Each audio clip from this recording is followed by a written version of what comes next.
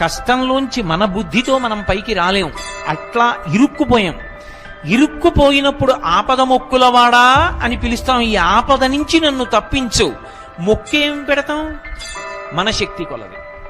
ఒక్కొక్కడంటాడు నేను నా తలనీలాలు ఇస్తానంటాడు, ఒకడంటాడు కొండకి నడిచొస్తానంటాడు, ఒకడంటాడు స్వామి నీ హుండీలో 5 రూపాయలు వేస్తానంటాడు.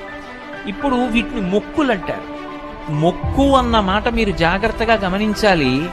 వెంకటేశ్వర స్వామి వారి హృదయం ప్రకారం అయితే వ్యాపారము కాదు.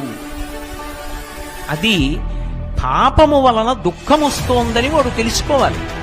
తెలుసుకుని పిలిచావు పరమేశ్వరుణ్ణి. ఆయన ఏం చేస్తాడు? నేను ఆదుకోకపోతే ఎవరు ఆదుకుంటారు లక్ష్మి? అందుకుని ఉంటాను ఈ కలియుగంలో వెంకటాచలం మీద. ఎవడు ఎక్కడ ఎంత మౌనంగా లోపల పిలిచినా నాకు వినపడుతుంది. నేను వింటాను, వాణ్ణి ఉద్ధరిస్తాను. కష్టంలోంచి మన బుద్ధి